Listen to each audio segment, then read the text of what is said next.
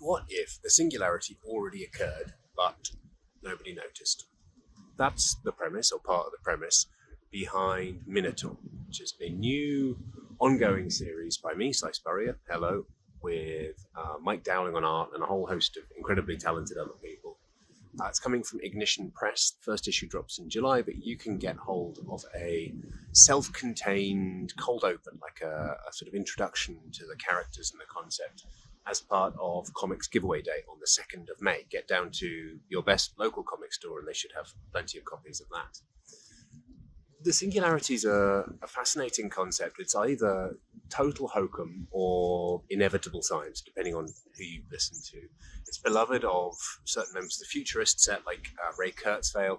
It's the moment that what we laughably refer to today as artificial intelligence takes a step change up to becoming super intelligence, and at the same time becomes so radically capable of self-improvement and self-refinement that its capacity to change, its capacity to increase its processing power becomes unthinkable. And the rate of technological progress becomes essentially vertical in a way that humanity cannot imagine. And the idea is that this process is irreversible. Once the genie is out of the bottle, you can't put it back in again. So in our story, that happened 5 years ago. In a Cincinnati basement, a government supercomputer started suddenly guzzling power like never before. But the singularity was aborted. A couple of microseconds in, the plug got pulled.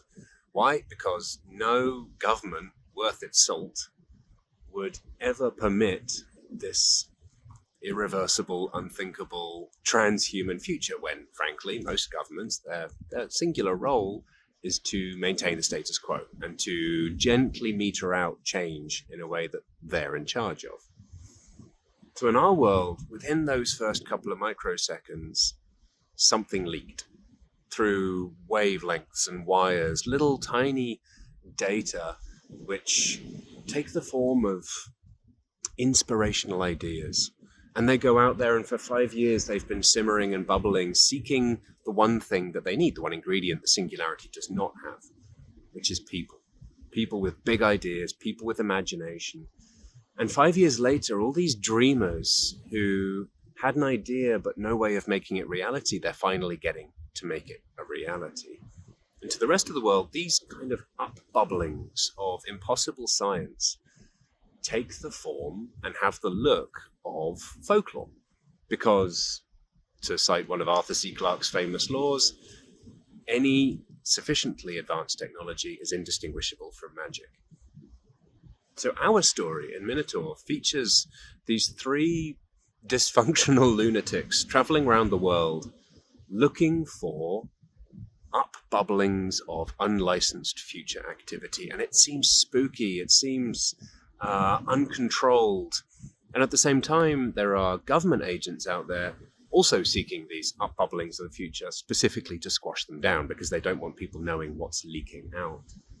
So it's got a lot of the X-Files in it, it's got a lot of devs in it, but it's also got this sort of folk horror vibe that you get in Midsummer or something like that. So it's very me. It's a real mix of exciting things. As I say, the first issue is coming in July this year, late July, but you can get hold of this preview in all good comic stores on the 2nd of May, Comics Giveaway Day. Look for Minotaur the Cold Open. We're unbelievably proud of it. We think it's really beautiful and very unique. So yeah, please do check it out and let us know what you think. Cheers.